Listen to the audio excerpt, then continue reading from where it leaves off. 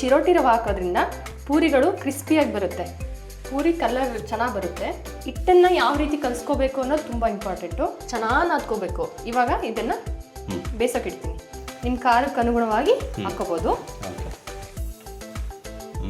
ಇದೇ game changer ಅಂತ ಅನಿಸ್ತಾ ಇದೆ ನನಗೆ. ತುಂಬ ಟೇಸ್ಟ್ ಚೆನ್ನಾಗಿ ಬರುತ್ತೆ ಇದರಿಂದ. ಇಷ್ಟಾದರೆ ಸಾಕು. ಏನಿರಬಹುದು ರಹಸ್ಯ ಅನ್ನುವಂತಹ ಕುತೂಹಲ. ಇದು ಅನ್ನಕ್ಕೆ ಕಚ್ಕೊಂಡು ತಿಂದರೆ ಪಲಾವ್ ತಿಂದಂಗೆ ಫೇಲ್ ಆಗುತ್ತೆ. ಹೂವಿನ ಥರ ಚೆನ್ನಾಗಿ ನೆಂದಿದೆ ಹಿಟ್ಟು, ಹಾಗಾಗಿ ಸೌಟ್ ಇಟ್ಕೊಂಡು ಹಿಂಗೆ ಹಾಕ್ಬಿಟ್ರೆ ಹಿಟ್ಟಿನ ಅನುಪಾತ ಮತ್ತು ಮುಖ್ಯವಾಗಿ ಸಕ್ಕರೆಯನ್ನು ಹಾಕ್ಕೊಂಡಿರೋವಂಥದ್ದು. ಇಂಥ ಪೂರಿಗಳನ್ನು ನೋಡಿಬಿಟ್ರೆ ಎಲ್ಲರ ಮುಖನೂ ಅರಳು ಬಿಡುತ್ತೆ. ಪೂರಿ ಪ್ರಿಯರಿಗಂತೂ ಹಬ್ಬವೋ ಹಬ್ಬ.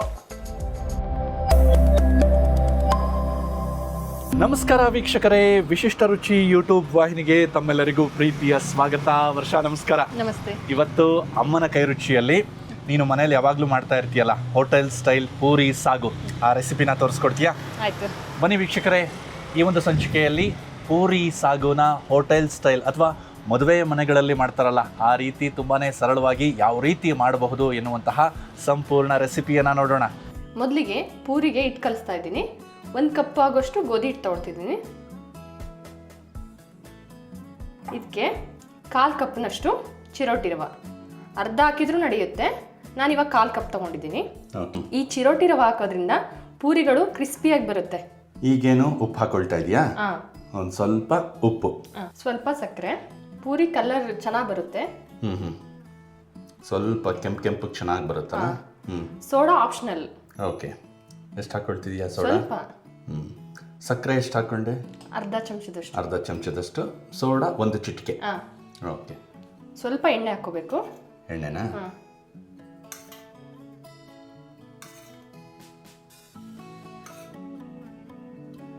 ಎಷ್ಟು? ಒಂದು 3-4 ಸ್ಪೂನ್ ಅಷ್ಟೇ. ಇವಾಗ ಇದನ್ನ ನೀಟಾಗಿ ಮಿಕ್ಸ್ ಮಾಡಬೇಕು. ಬರೀ ಗೋಧಿ ಹಿಟ್ಟಲ್ಲಿ ಮಾಡೋರು ಮಾಡ್ಬೋದು. ಹಿಟ್ಟನ್ನ ಯಾವ ರೀತಿ ಕಲಿಸ್ಕೋಬೇಕು ಅನ್ನೋದು ತುಂಬ ಇಂಪಾರ್ಟೆಂಟು. ತುಂಬ ಗಟ್ಟಿ ಕಲಿಸ್ಕೊಂಡ್ರೆ ಗೋಧಿ ಹಿಟ್ಟಲ್ಲಿ ಮಾಡೋರು ಚೆನ್ನಾಗಿ ನೀಟಾಗಿ ಉಬ್ಬುತ್ತೆ. ಅಂದ್ರೆ ಬರೀ ಗೋಧಿ ಹಿಟ್ಟು ಬಳಸಿದಾಗ ನೀನು ಕಲಿಸ್ತಾ ಇದೆಯಲ್ಲ ಈ ಹದಕ್ಕಿಂತ ಇನ್ನೂ ಗಟ್ಟಿ ಕಲಿಸ್ಬೇಕು. ಇವಾಗ ಸ್ವಲ್ಪ ನೀರು ಹಾಕ್ತಾ ಕಲಿಸ್ಬೇಕು.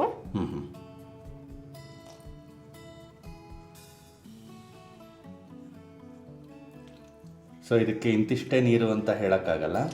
ಆದ್ರೆ ಇಲ್ಲಿ ನೀನು ಸ್ಟಾರ್ಟಿಂಗ್ ಅಲ್ಲಿ ಇದೇ ಕಪ್ಪಿಂದನಾ ಗೋಧಿ ಹಿಟ್ಟು ತಗೊಂಡಿದ್ದು? ಸೊ ಅಷ್ಟೇ ಪ್ರಮಾಣದಲ್ಲಿ ಫಸ್ಟ್ ನೀರು ತಗೊಂಡಿದ್ಯಾ? ಬೇಕು ಅಂದ್ರೆ ಇನ್ನೊಂದು ಸ್ವಲ್ಪ ತಗೊಳ್ತೀಯ. ಆಮೇಲೆ ಈ ನೀನು ಹೇಳ್ತಿದೀಯಲ್ಲ ಕನ್ಸಿಸ್ಟೆನ್ಸಿ, ಈ ಗೋಧಿ ಹಿಟ್ಟಿಂದು ರವೆದು ಇದನ್ನೆಲ್ಲ ಫಾಲೋ ಮಾಡಿದ್ರೆ ಫಸ್ಟ್ ಟೈಮ್ ಪೂರಿ ಮಾಡ್ಕೊಳ್ಳೋರು ಕೂಡ ತುಂಬಾ ಚೆನ್ನಾಗಿ ಮಾಡ್ಕೋಬಹುದು. ಎಷ್ಟೋ ಜನ ಅನ್ಕೊಳ್ತಿರ್ತೀವಿ ಹೋಟೆಲಲ್ಲಿ ಬೇರೆ ಕಡೆ ಎಲ್ಲ ನೋಡಿರ್ತೀವಿ, ಎಷ್ಟು ಚೆನ್ನಾಗಿ ಉಬ್ಬಿದಾವಲ್ಲಪ್ಪ ಪೂರಿ, ಎಷ್ಟು ಚೆನ್ನಾಗಿ ಬಂದಿದಾವಲ್ಲ, ನೋಡೋಕ್ಕೂ ಟೆಕ್ಸ್ಚರು ಎಷ್ಟು ಚೆನ್ನಾಗಿದೆಯಲ್ಲ ಅಂತ. ಅದೆಲ್ಲವೂ ಬರಬೇಕು ಅಂತಂದರೆ ವೀಕ್ಷಕರೇ, ಇಲ್ಲಿ ವರ್ಷ ಬಳಸ್ತಾ ಇರುವಂತಹ ಈ ಅನುಪಾತ ಇದೆಯಲ್ಲ, ಗೋಧಿ ಹಿಟ್ಟಿಂದಾಗಲಿ ಚಿರೋಟಿ ರವೆದಾಗಲಿ ಸೋಡಾ ಒಂದು ಸ್ವಲ್ಪ ಸಕ್ಕರೆ, ಇದೆಲ್ಲವನ್ನು ಹಾಕೊಂಡ್ರೆ ಖಂಡಿತವಾಗ್ಲೂ ಪೂರಿ ಫೇಲ್ ಆಗೋ ಮಾತೇ ಇಲ್ಲ. ಚೆನ್ನಾಗಿ ನಾದ್ಕೋಬೇಕು. ಇವಾಗೂ ನಾದ್ಕೋಬೇಕು. ನಾವು ನೆನೆ ಇಟ್ಟಾದ್ಮೇಲೆ ತೆಗಿತೀವಲ್ವಾ, ಅವಾಗೂ ಕೂಡ ಚೆನ್ನಾಗಿ ನಾದ್ಕೋಬೇಕು. ಹಿಟ್ಟು ನೆಂದ ಮೇಲೂ ಕೂಡ ನಾದ್ಕೋಬೇಕು. ನಾದದ್ರಲ್ಲೇ ಪೂರಿ ಚೆನ್ನಾಗಿ ಬರಕ್ ಸಾಧ್ಯ. ಓಕೆ. ಪೂರಿ ಮಾಡೋವಾಗ ನಾದಮಯ ಹಾಡನ್ನು ಮರಿಬಾರ್ದು. ಯಾವುದೇ ಆದ್ರೂ ಕೂಡ ಅಷ್ಟೇ, ಚಪಾತಿ ಆದ್ರೂ ಅಷ್ಟೇ. ನಾವು ಸಾಮಾನ್ಯವಾಗಿ ಹೋಟೆಲ್ಗಳಲ್ಲಿ ನೋಡ್ತಾ ಇರ್ತೀವಿ, ಭಟ್ರು ಚೆನ್ನಾಗಿ ಹಾಕೊಂಡು ಚೆನ್ನಾಗಿ ನಾದ್ತಿರ್ತಾರೆ. ಅವ್ರ ಎನರ್ಜಿ ಎಲ್ಲ ಶಕ್ತಿಯನ್ನ ಬಳಸಿ.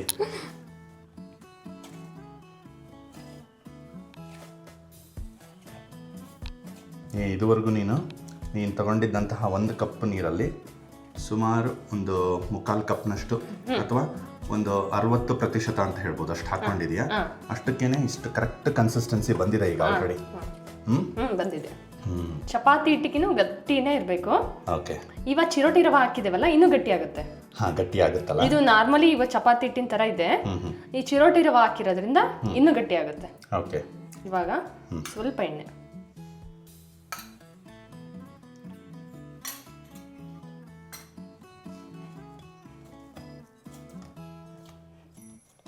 ಒಂದು ಅರ್ಧ ಗಂಟೆ ನೆನೆಗೆ ಬಿಡಬೇಕು. ನೆಂದಷ್ಟು ಚೆನ್ನಾಗಿ ಬರುತ್ತೆ ಪೂರಿ. ಸೊ ಒಂದು ಅರ್ಧ ಗಂಟೆ ಮಿನಿಮಮ್ ಬಿಡಬೇಕು. ಜಾಸ್ತಿ ನೆಂದ್ರೂ ತೊಂದರೆ ಇಲ್ಲ ಅಲ್ವಾ? ತೊಂದರೆ ಏನಿಲ್ಲ, 10 ನಿಮಿಷದಲ್ಲೂ ಮಾಡ್ಕೋಬಹುದು ಬೇಕಂದ್ರೆ. ಆದ್ರೆ ಪೂರಿ ಚೆನ್ನಾಗಿ ಉಬ್ಬಬೇಕು, ಎಲ್ಲವೂ ಚೆನ್ನಾಗಿ ಬರಬೇಕು ಅಂತಂದ್ರೆ ಒಂದು ಅರ್ಧ ಗಂಟೆ ಇದನ್ನ ನೆನೆಯೋಕೆ ಬಿಡೋದು ಸೂಕ್ತ. ಹಾಂ, ಒಂದು ಗ್ಲಾಸ್ ದಬಾಕ್ಬಿಡ್ತೀಯಾ, ಅದಕ್ಕೆ ಗಾಳಿ ಸೋಕದೇ ಇರೋ ಹಾಗೆ ಕ್ಲೋಸ್ ಆಗಬೇಕು. ಹೌದು. ಒಂದು ಪಂಜೆ ಬಟ್ಟೆಯಲ್ಲಾದರೂ ಮುಚ್ಚಬಹುದು, ಅಥವಾ ಒಂದು ಪ್ಲೇಟನ್ನು ಮುಚ್ಚಬಹುದು, ಅಥವಾ ಈ ರೀತಿ ಗ್ಲಾಸನ್ನು ದಬ ಹಾಕಿದ್ರೆ ಅದು ಗಾಳಿ ಸೋಕದೇನೆ ಚೆನ್ನಾಗಿ ಹಿಟ್ಟು ನೆನೆಯೋದಕ್ಕೆ ಸಹಕಾರಿಯಾಗುತ್ತೆ. ವರ್ಷ, ಇವಾಗ ನೀನು ಮುಂದೆ ಸಾಗು ಮಾಡ್ಕೊಳ್ತಾ ಇದೆಯಲ್ವಾ? ಹೌದು. ಓಕೆ. ಇದಕ್ಕೆ ಒಂದು ಕ್ಯಾರೆಟ್, ಒಂದು ಕ್ಯಾರೆಟ್ನ ಸ್ವಲ್ಪ ಮಧ್ಯಮ ಗಾತ್ರಕ್ಕೆ ಹೆಚ್ಕೊಂಡಿದ್ದೀಯಾ? ಹೌದು. ಓಕೆ. ಸೊ ಎಲ್ಲವನ್ನ ಕುಕ್ಕರಲ್ಲಿ ಬೇಯಿಸ್ಕೊಳ್ತೀಯ ಇವಾಗ. ಒಂದು 10 ಬೀನ್ಸ್, 10 ಪೀಸ್ ಬೀನ್ಸ್ನ ಮಧ್ಯಮ ಗಾತ್ರಕ್ಕೆ ಹೆಚ್ಕೊಂಡಿದೀಯ. ಮಧ್ಯಮ ಗಾತ್ರಕ್ಕಿಂತ ಒಂದು ಸ್ವಲ್ಪ ಚಿಕ್ಕದಾಗೆ. ಒಂದು ಆಲೂಗಡ್ಡೆ ಸಿಪ್ಪೆನೆಲ್ಲ ಅದನ್ನ ಕ್ಲೀನ್ ತಕೊಂಡ್ಬಿಟ್ಟು ಸಣ್ಣದಾಗಿ ಹೆಚ್ಕೊಂಡಿದೀಯ. ರಾತ್ರಿ ನೆನೆಸಿರೋ ಬಟಾಣಿ, ರಾತ್ರಿ ನೆನೆಸಿರುವಂತಹ ಬಟಾಣಿನ ಇದು ಒಂದು ಬೌಲ್ನಷ್ಟು. ಇದಕ್ಕೆ ನೀರು ಹಾಕಿ. ಓಕೆ. ಎಷ್ಟು ನೀರು ಹಾಕಬೇಕು? ಅದು ಮುಳುಗೋಷ್ಟು ನೀರು ಹಾಕಿ. ಮುಳುಗೋಷ್ಟು ನೀರು ಹಾಕಬೇಕು. ಸಾಕೆಷ್ಟು? ಎಷ್ಟು ಸಾಕಲ್ವಾ? ಇವಾಗ ಇದನ್ನ ಬೇಯಿಸೋಕೆ ಇಡ್ತೀನಿ. ಓಕೆ.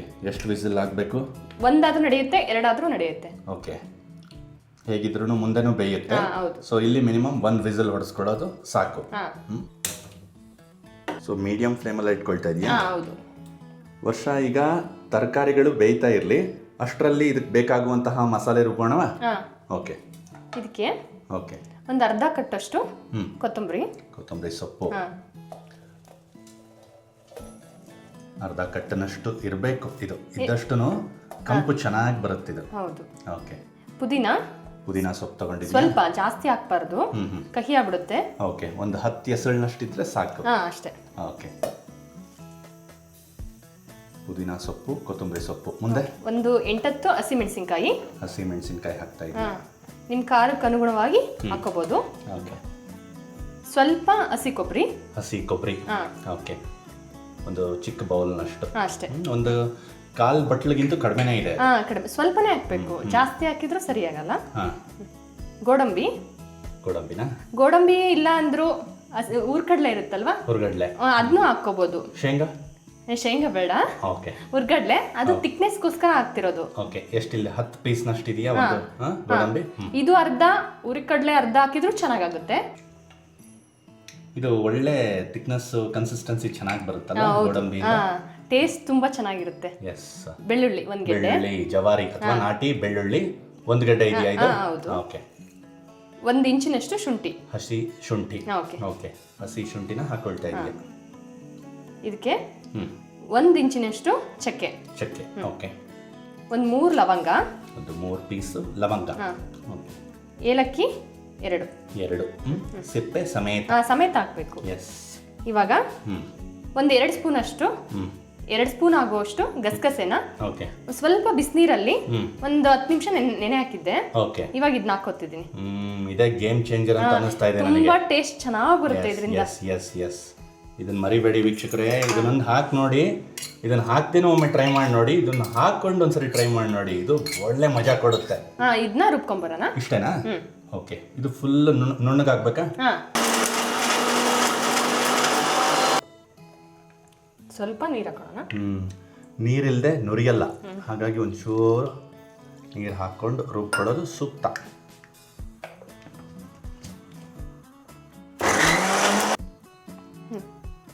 ಇಷ್ಟಾದ್ರೆ ಸಾಕಲ್ವಾ? ವರ್ಷ, ಈಗ ಮುಂದೆ ಸಾಗುಗೆ ಒಗ್ಗರಣೆ ಹಾಕೊಳ್ಳೋದಾ? ಹೌದು. ಗ್ಯಾಸ್ ಹಚ್ಕೊತಾ ಇದ್ದೀನಿ. ಓಕೆ. ಎಣ್ಣೆ. ಓಕೆ. ಎಷ್ಟು ಹಾಕೊಳ್ತೀಯಾ? ಒಂದು 3-4 ಸ್ಪೂನು. ಓಕೆ. ಸಾಸಿವೆ. ಓಕೆ. ಸ್ವಲ್ಪ ಜೀರಿಗೆ ಹಾಕೊಳ್ತೀಯಾ? ಹಾಂ. 1 ಸ್ಪೂನ್ನಷ್ಟು ಅಲ್ವಾ? ಅರ್ಧ ಸ್ಪೂನ್ನಷ್ಟು ಇದ್ರೂ ಓಕೆನಾ? ಓಕೆ. ಕರಿಬೇವು. ಚಿಕ್ಕದಾಗಿ ಹೆಚ್ಚಿರೋ ಈರುಳ್ಳಿನಾ? ಎಷ್ಟಿದೆ ಈರುಳ್ಳಿ? ಒಂದು ಈರುಳ್ಳಿ. ಸ್ವಲ್ಪ ಈರುಳ್ಳಿನ ಬಾಡಿಸ್ಕೋಬೇಕಾ? ಬಾಡಿಸ್ಕೋಬೇಕು.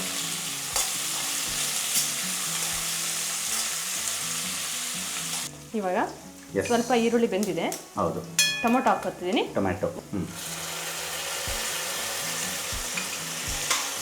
ಸ್ವಲ್ಪ ಉಪ್ಪು ಹಾಕ್ತೀನಿ.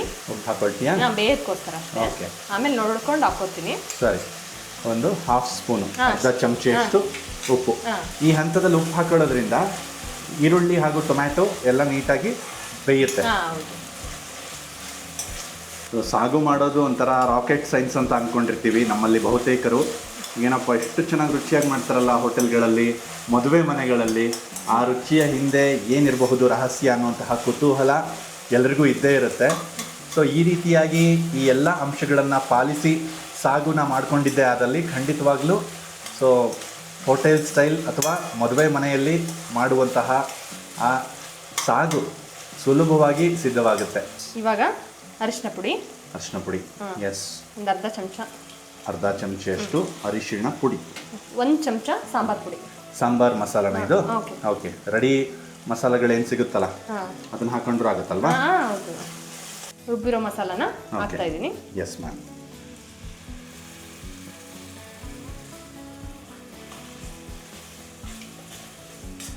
ಈ ರುಬ್ಬಿರುವಂತಹ ಮಸಾಲೆನೇ ಈ ಸಾಗುವಿನ ಜೀವಾಳ ಇದು. ಅಲ್ವಾ? ಸಾಗುಗೆ ಮುಖ್ಯವಾದ ಟೇಸ್ಟು, ಮುಖ್ಯವಾದ ರುಚಿಯನ್ನು ಒದಗಿಸೋದೇ ಈ ರುಬ್ಕೊಂಡಿರುವಂತಹ ಹಸಿ ಮಸಾಲೆ. ಅದನ್ನ ಹಾಕ್ತಿದ್ದಂಗೆ ಬಂದ್ಬಿಡ್ತು ಸಾಗು ಘಮ ಆಲ್ರೆಡಿ. ಇವಾಗ ಮಿಕ್ಸಿ ಜಾರಿಗೆ ಒಂದು ಸ್ವಲ್ಪ ನೀರು ಹಾಕೊಂಡು ಎಸ್ ಇದನ್ನ ಹಾಕೋತಾ ಇದ್ದೀನಿ. ಓಕೆ. ಕುಕ್ಕರ್ ಇವಾಗ ಚೆನ್ನಾಗಿ ಆರಿದೆ ಅಂತಂದ್ರೆ ಪ್ರೆಷರ್ ಎಲ್ಲ ಹೋಗಿದೆ. ಇಂಥ ಸಂದರ್ಭದವರೆಗೂ ಕಾಯ್ಬೇಕು. ಇಷ್ಟೊತ್ತು ಕಾದ್ರೇನೆ ಚೆನ್ನಾಗಿರುತ್ತಿದೆ. ಒಂದೇ ವಿಸಲ್ ಹಾಕಿಸ್ಕೊಂಡಿರೋದು. ತುಂಬ ಚೆನ್ನಾಗಿ ತರಕಾರಿಗಳೆಲ್ಲ ಬೆಂದಿರೋದು ಗೊತ್ತಾಗ್ತಾ ಇದೆ. ಇವಾಗ ಇದ್ರಲ್ಲಿ ನೀರು ಇರುತ್ತಲ್ಲ, ನೀರಿನ ಅಂಶ ಇದೆ ಆಲ್ರೆಡಿ. ಅದಕ್ಕೆ ಹಂಗೆ ಹಾಕ್ಬಿಡ್ಬೋದು. ಸೊ ಅಲ್ಲಿ ಒಂದು ವಿಸಲಲ್ಲಿ ಒಂದು ಸ್ವಲ್ಪ ಬೆಂದಿರುತ್ತೆ. ಇಲ್ಲೂ ಕೂಡ ಇಲ್ಲೂ ಚೆನ್ನಾಗಿ ಬೇಯಿಸ್ಕೊಂಡ್ಬಿಟ್ರೆ ಆಗುತ್ತೆ ಅಷ್ಟೇ. ಈ ಹಂತದಲ್ಲಿ ಈಗ ಉಪ್ಪು ಮುಂಚೆನೇ ಒಂದು ಸ್ವಲ್ಪ ಹಾಕಿದ್ದೆ. ಹೌದು. ಇವಾಗ ನೋಡ್ಕೊಂಡು ಹಾಕೋಬೇಕು. ಸಾಕು ಅನ್ಸುತ್ತೆ ಇಷ್ಟು. ಈ ಅಳತೆಗೆ ಮೊದಲೊಂದು ಅರ್ಧ ಸ್ಪೂನ್ ಹಾಕೊಂಡಿದ್ದೆ. ಇವಾಗ 1-1.5 ಚಮಚೆ ಅಥವಾ ರುಚಿಗೆ ಅನುಗುಣವಾಗಿ. ಸೊ ಇವಾಗ ಇದು ಚೆನ್ನಾಗಿ ಕುದಿಬೇಕು. ಚೆನ್ನಾಗಿ ಕುದಿಬೇಕು. ಒಂದು ಸ್ವಲ್ಪ ಕಹಿ ಬಂದ್ರೆ ಅದಕ್ಕೆ ಬೆಲ್ಲ ಹಾಕೊಂಡ್ಬಿಡ್ಬೇಕು. ಸೊ ಕಹಿ ಬಂದ್ರೆ ಚೆನ್ನಾಗಿರಲ್ಲ ಅನ್ನೋ ಕಾರಣಕ್ಕೆ.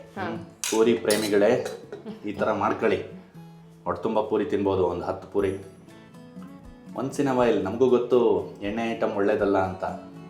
ಇನ್ನೊಂದು ಮಜಾ ಏನಪ್ಪ ಅಂತಂದರೆ ಇಲ್ಲಿ ನಾವು ಮೈದಾನೇ ಬೆಳೆಸಿಲ್ವಲ್ಲ, ಖುಷಿಯಾಗಿ ತಿನ್ನಬಹುದು.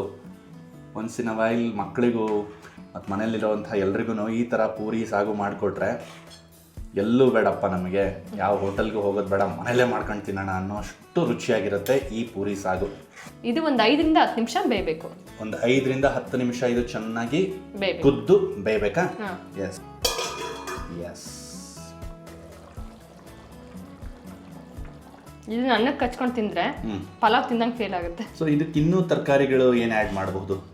ಹೂಕೋಸು ಹಾಕೋಬಹುದು. ಹೂಕೋಸು ಹಾಕೋಬಹುದು. ಈಗ 10 ನಿಮಿಷ ಬೆಂದಿದೆ. Gas off ಮಾಡ್ಕೊಂಡ್ಬಿಡೋಣ.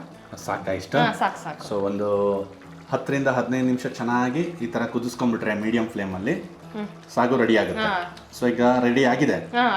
ಸಾಕಲ್ವಾ? ಈಗ ಒಂದು ಸ್ವಲ್ಪ ನೀರು ಅನ್ಸಿದ್ರು ಕೂಡ ಆರಿದ್ಮೇಲೆ ಒಂದು ಸ್ವಲ್ಪ ಆರೋದಲ್ಲ, ಒಂದು 5 ನಿಮಿಷ ಬಿಟ್ರೆ ನಾರ್ಮಲ್ ಅದ ಗಟ್ಟಿ ಆಗ್ಬಿಡುತ್ತೆ. ಗಟ್ಟಿ ಕನ್ಸಿಸ್ಟೆನ್ಸಿಗೆ ಬಂದೇ ಬಿಡುತ್ತೆ. ಓಕೆ. ಈಗ ಆಫ್ ಮಾಡ್ಕೊಂಡ್ಬಿಡ್ತೀಯಾ? ಆಫ್ ಮಾಡ್ಕೊಂಡ್ಬಿಡ್ತೀನಿ. ಎಸ್. ಸೊ ಸಾಗು ರೆಡಿ. ಇವಾಗ ಪೂರಿ ಮಾಡೋಣ. ಇವಾಗ ಕಲಸಿಟ್ಟು ಅರ್ಧ ಗಂಟೆ ಆಯ್ತು. ಓಕೆ. ಇವಾಗ ತೆಗಿತಾ ಇದೀನಿ. ಒಂದು ಅರ್ಧ ಗಂಟೆ ಚೆನ್ನಾಗಿ ಅದು ನೆಂದಿದೆ. ಎಸ್. ನೋಡಿ ಎಷ್ಟು ಚೆನ್ನಾಗಿ ಬಂದಿದೆ ಕನ್ಸಿಸ್ಟೆನ್ಸಿ. ನೋಡಿ ಇವಾಗ ಹೆಂಗಿದೆ. ಇದ್ದಾಗ ನೀಟಾಗಿ ನಾದ್ಕೋಬೇಕು. ನಾವು ಹೇಳ್ದಂಗೆ ಕೇಳುತ್ತೆ. ಈಗ ಮತ್ತೆ ನಾದ್ತೀಯ.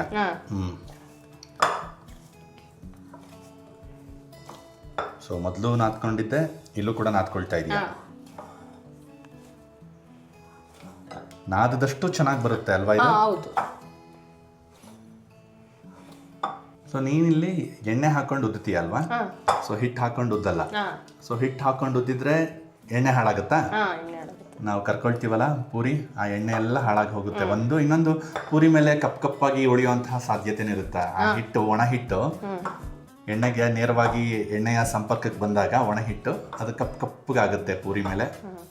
ಅದಕ್ಕೆ ಇದು ಬೆಸ್ಟ್. ಇದು ಬೆಸ್ಟ್. ಏನಪ್ಪ ಬೆಸ್ಟ್ ಅಂತಂತಂದರೆ ಈ ರೀತಿ ಒಂದು ಮಣೆ ಇಟ್ಕೊಂಡು ಅದ್ರ ಮೇಲೆ ಹೋಳಿಗೆ ಶೀಟನ್ನು ಈ ರೀತಿ ಇಟ್ಕೊಂಡಿದ್ದಾರೆ. ಇವಾಗ ಕೈಗೆ ಒಂದು ಸ್ವಲ್ಪ ಎಣ್ಣೆ ಹಚ್ಕೋಬೇಕು. ಓಕೆ. ಹಚ್ಕೊಂಡು ಈ ಶೀಟಿಗೂ ಎಣ್ಣೆ ಹಚ್ಬೇಕು ಸ್ವಲ್ಪ.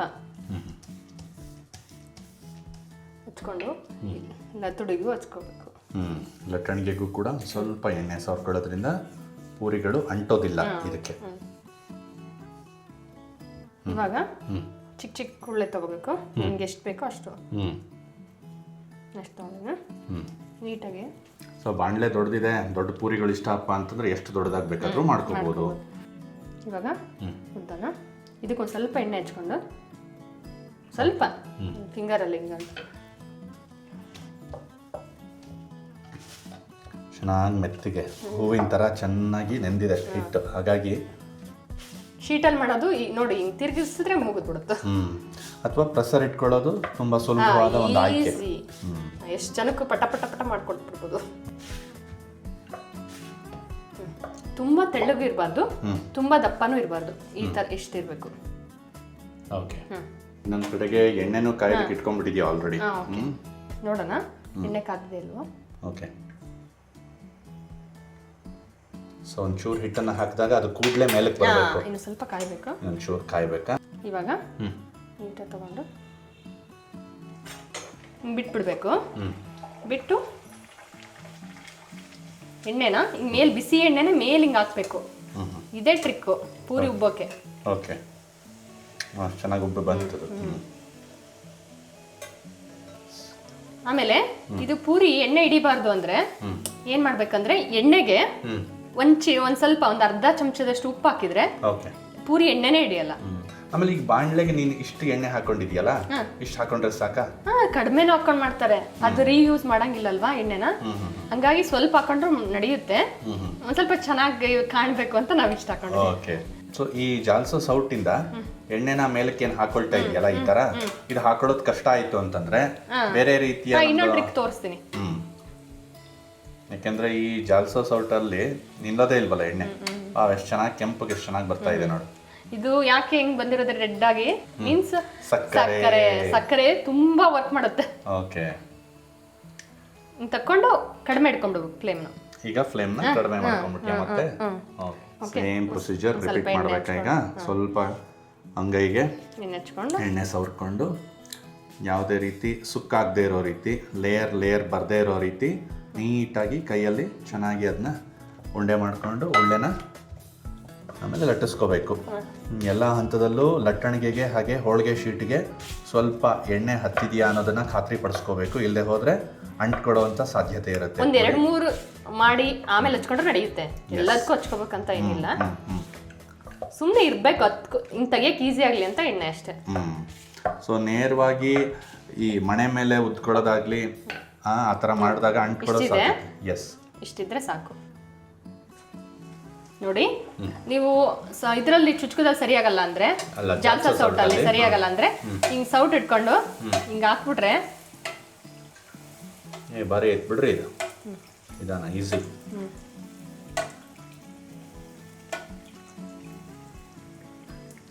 ಸೊ ಮೇಲೆ ಈ ತರ ಹಾಕೊಳ್ಳೋದ್ರಿಂದಾನೇ ಪೂರಿ ಚೆನ್ನಾಗಿ ಉಬ್ಬಿ ಬರೋದು. ಹೌದು.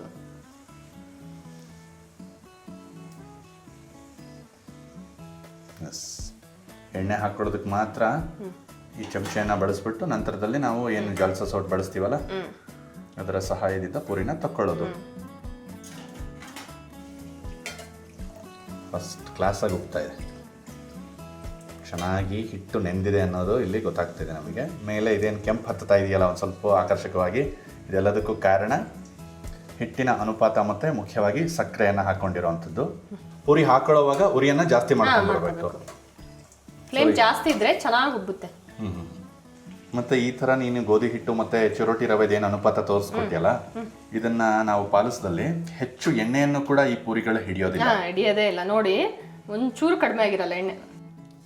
ಪೂರಿನ ಹಾಕಬೇಕು, ಪೂರಿಯನ್ನು ಜಾಸ್ತಿ ಮಾಡ್ಕೋಬೇಕು. ಪೂರಿಯನ್ನು ತೆಗೆಯುವಾಗ ಪೂರಿನ ಸಿಮ್ಗಿಡಬೇಕು. ಪೂರಿನ ಹಾಕಿದ ತಕ್ಷಣ ಈ ಥರ ಸೌಟಿಂದ ಮೇಲಕ್ಕೆ ಎಣ್ಣೆನ ಹಾಕಬೇಕು. ಜಾಲ್ಸಾ ಸೌಟಿಂದ ಹಾಕೋದು ಕಷ್ಟ ಆಯಿತು ಅಂತಂದರೆ ಈ ರೀತಿ ಇನ್ನೊಂದು ಚಮಚೆನ ಇಟ್ಕೊಂಡಿರಬೇಕು. ವಾವ್, ಅಷ್ಟು ಕ್ಲಾಸಾಗಿ ಹೋಗ್ತಾ ಇವೆ.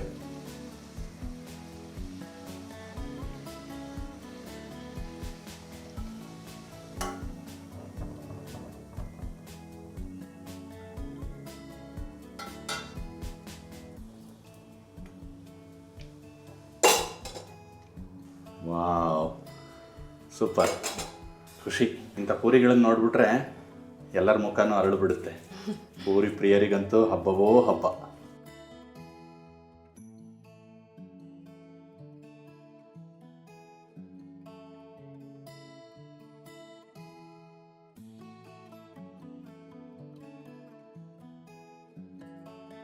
ಬಿಸಿ ಬಿಸಿ ಪೂರಿ ಸಾಗು ತಿನ್ನೋದಕ್ಕೆ ರೆಡಿಯಾಗಿದೆ.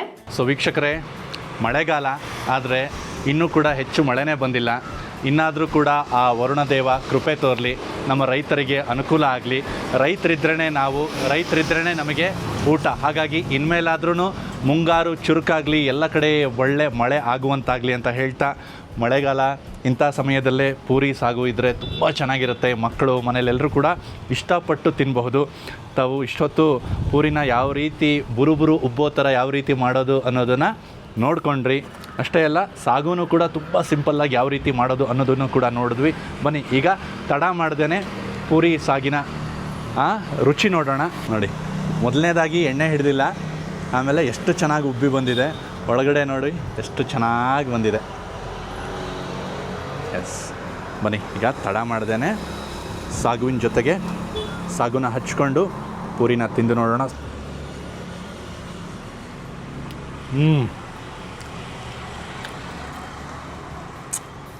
ತುಂಬ ಚೆನ್ನಾಗಿ ಬಂದಿದೆ.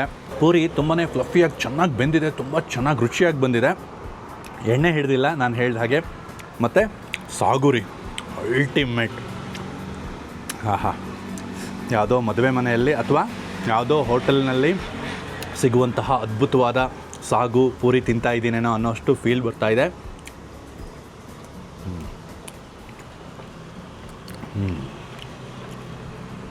ಸೊ ಈ ಸಾಗುವಲ್ಲಿ ನನಗಿಷ್ಟ ಆಗಿದ್ದೇನಪ್ಪ ಅಂತಂದರೆ, ಮಸಾಲೆ ಮೈಲ್ಡಾಗಿದ್ದು ತರಕಾರಿಗಳೆಲ್ಲ ಹದವಾಗಿ ಬೆಂದಿದೆ, ಒಳ್ಳೆ ರುಚಿ ಕೊಡ್ತಾ ಇದೆ.